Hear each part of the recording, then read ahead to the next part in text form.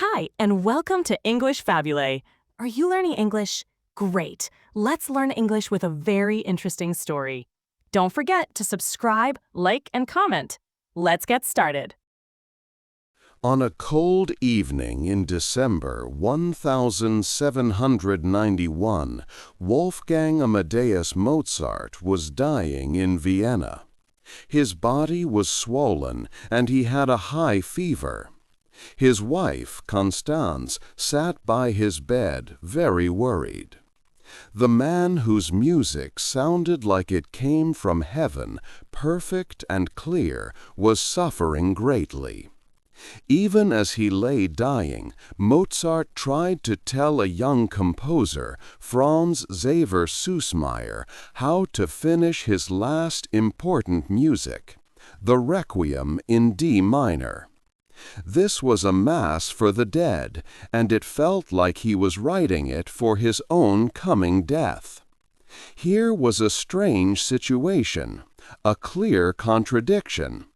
The Requiem was a truly beautiful and deep piece of music. It spoke of human death and a divine world. But the man creating it was only 35 years old, had many debts, and was worried about his two young children. He was not surrounded by angels or magic, but by letters from people he owed money to. A man dealing with very normal problems was composing music that would last for hundreds of years. This is the Mozart paradox. It is the big difference between the legendary, almost godlike figure and the real human being.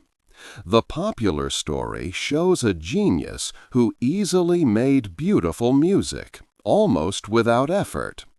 But the truth was a man who worked very hard, almost obsessively.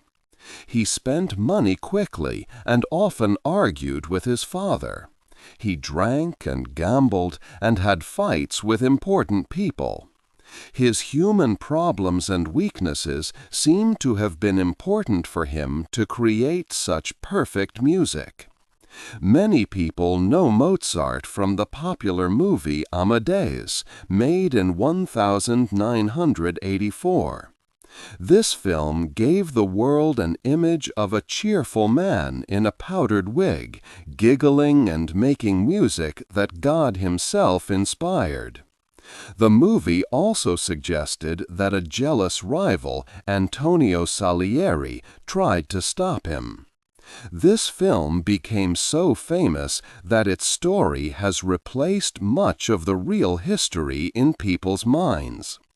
Audiences learned that Mozart was poisoned and buried in a grave for poor people. Some of these movie details are completely made-up stories. Other details are not the full truth, but changed parts of a much more complex history. But the myth continues for a reason. Beneath the dramatic movie story, there is still an amazing question. How did a normal human being, with all his flaws and needs and struggles, create art of such great beauty? How did Mozart do it? What special thing changed his struggles into peaceful music, his money problems into musical order, and his personal chaos into perfect songs? To find these answers, we must look past the movie and the popular stories. We must find the real Mozart, the historical person, not the one from the movie. We need to separate the man from the myth.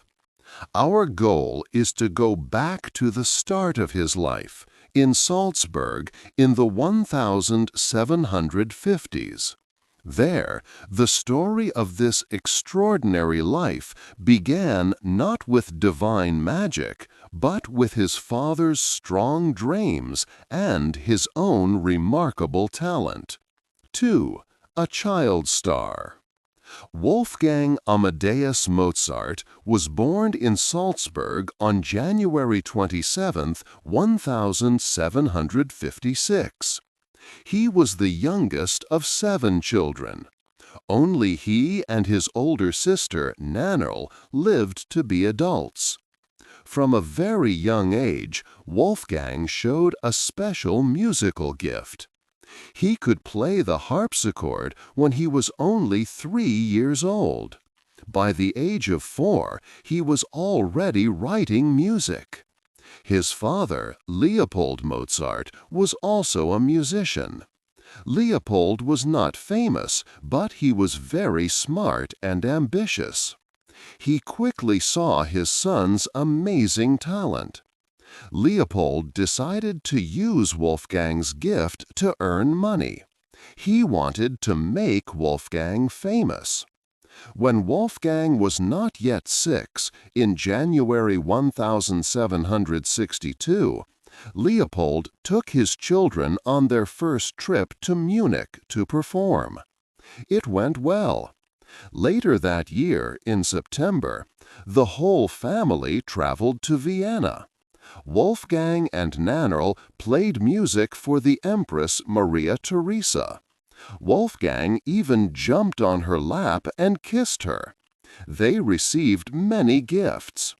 This was just the start of many long tours.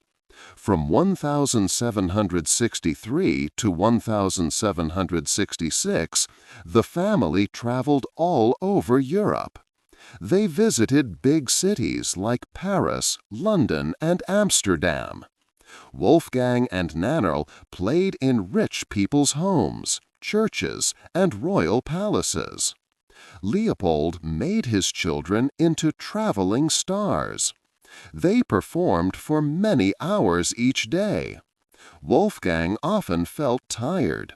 He complained of sore fingers and a sore bottom from long coach rides on bad roads.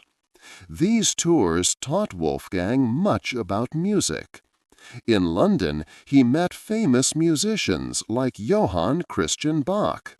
He heard many types of music and learned different styles from across Europe. By the time they returned home in late 1766, Wolfgang was known across Europe. He had grown greatly as a musician and a composer. However, this busy childhood had a high cost.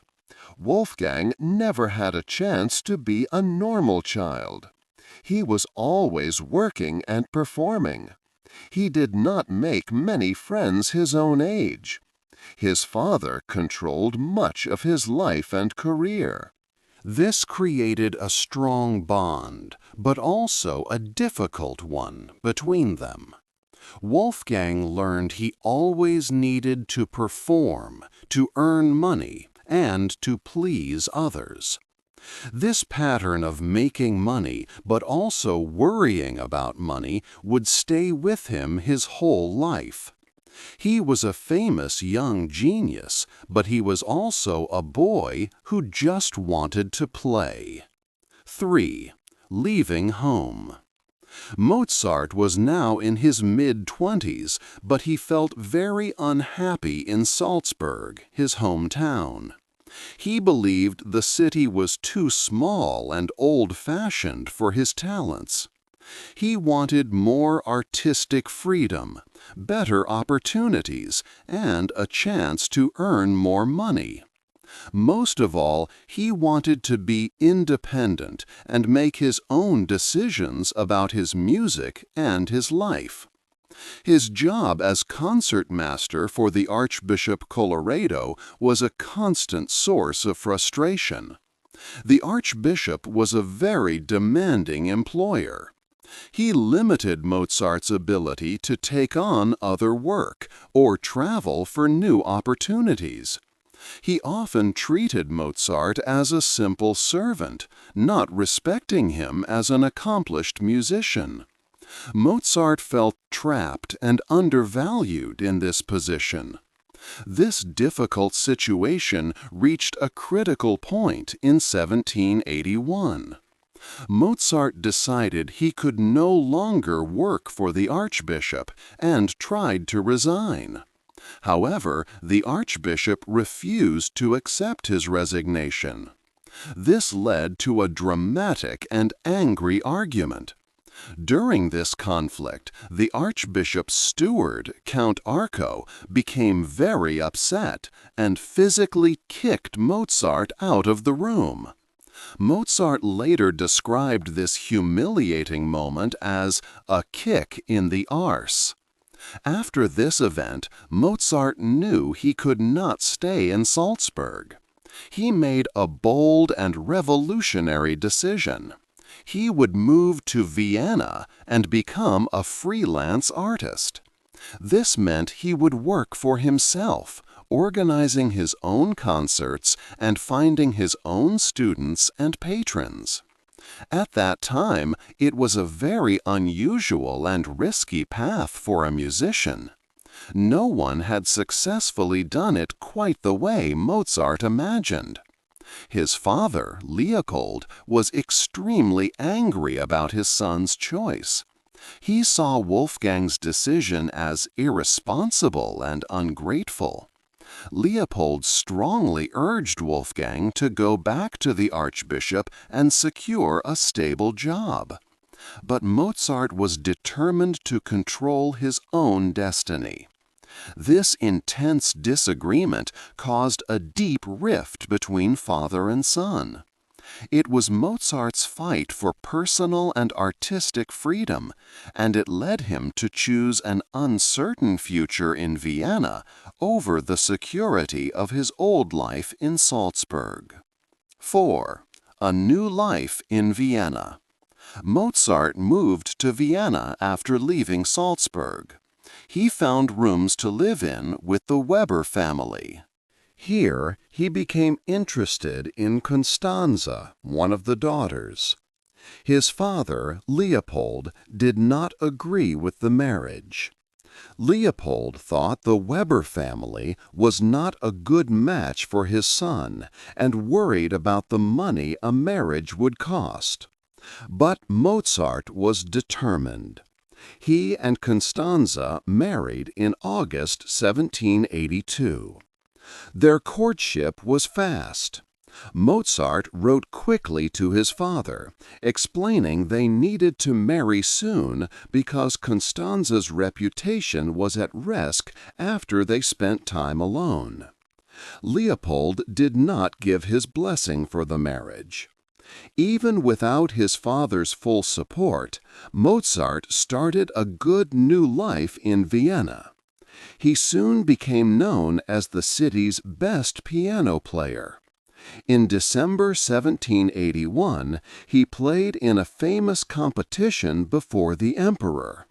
He played against an Italian musician named Muzio Clementi. Mozart's playing was very good, which made him known as Vienna's finest keyboard player.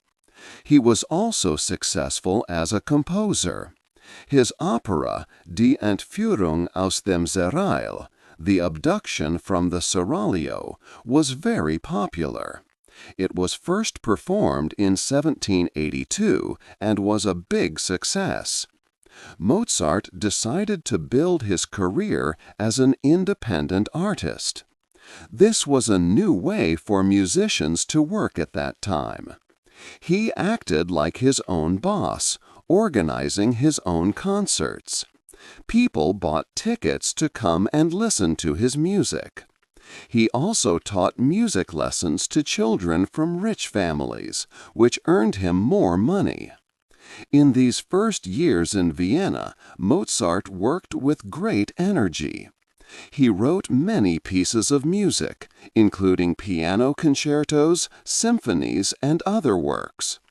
He took every chance to get new work. For example, in just 6 weeks in 1784, he gave 22 concerts. Records from this time show that Mozart earned a lot of money, around 4,000 florins each year. This was a very high income. For comparison, a doctor in Vienna might earn 600 florins annually. This means Mozart was a very successful and wealthy artist. He lived well in Vienna's high society. He could afford nice apartments and entertain his friends, building what seemed like a very good future. 5. Rich and poor.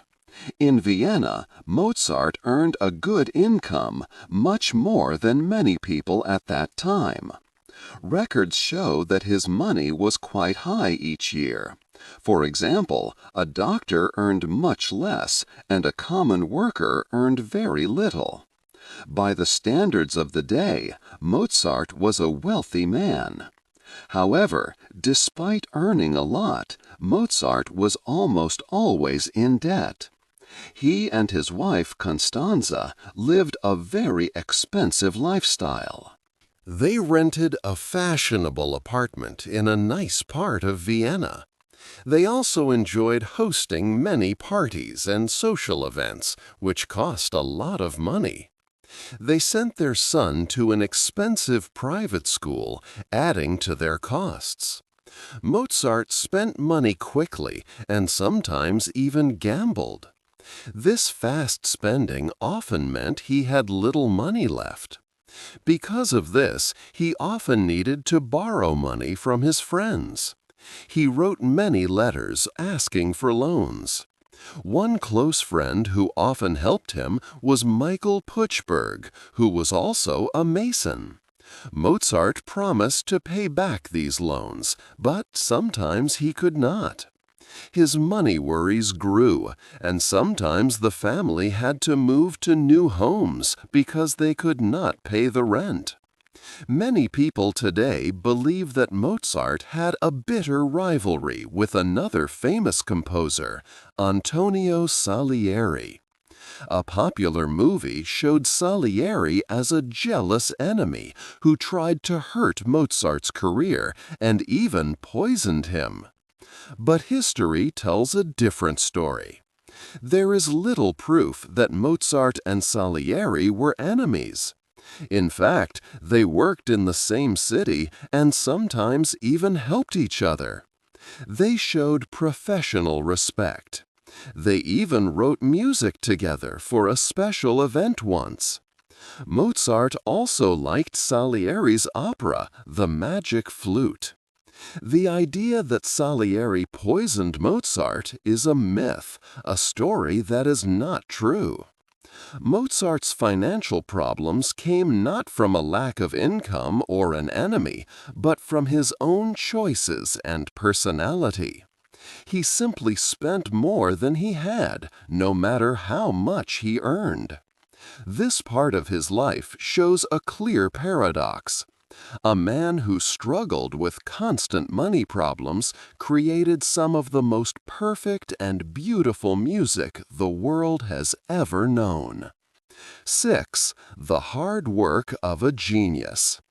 Mozart's music sounds perfect, and many people believe it came to him without much effort. They sometimes think it was a gift from God, flowing out easily. However, this popular idea is not the whole truth. Mozart was indeed a genius, but his amazing music was also the result of constant hard work and deep study. He did not simply hear a finished piece of music in his mind and write it down. Instead, Mozart often made many sketches and drafts. He revised his compositions again and again, changing parts until they were just right. Sometimes he would play music on his keyboard to solve problems and find the best sounds. He also spent much time studying the music of other important composers very carefully. Mozart himself once said that no one worked more intensely on music than he did. He studied famous works many, many times. By the age of 28, his hands showed signs of this hard work, changed by years of playing and writing. His great talent was always connected to his persistent labor. His opera, Don Giovanni, which was first performed in Prague in 1787, is a good example of his deep artistry. On the surface, it is a story about a man who loves many women and causes trouble. But Mozart, with his writer Lorenzo da Ponte, made the opera explore big questions about life, freedom, and right and wrong. Don Giovanni is a complex character. He loves life and refuses to change his ways, even when facing danger.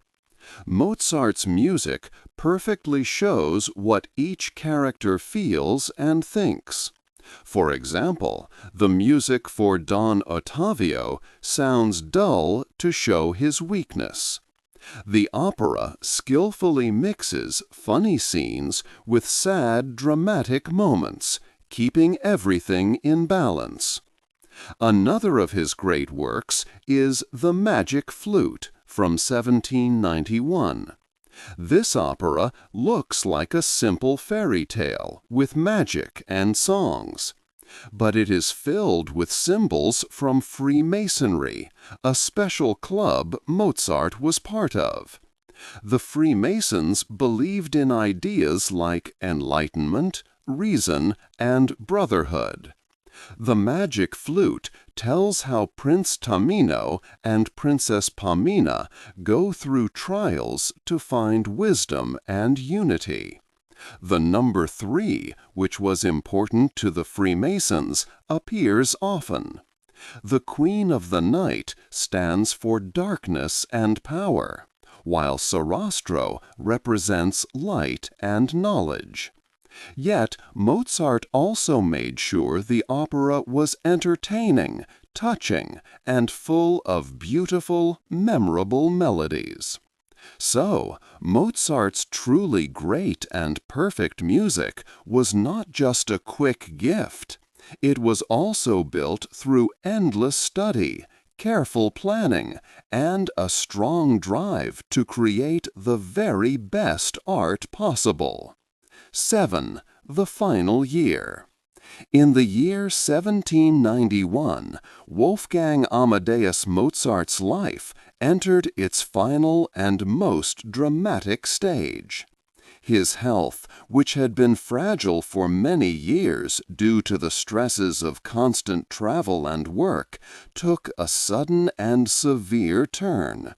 He suffered from a high fever, a rash, and painful swelling in his limbs and face. His sister-in-law, Sophie, who visited him, was deeply shocked by his condition, noting he was too weak to even move himself in bed. While doctors at the time diagnosed it as acute miliary fever, modern researchers speculate that he likely died from complications of a streptococcal infection, leading to severe kidney disease. The exact cause of his death remains a medical mystery to this day. Even as his body failed, Mozart's creative mind remained intensely focused.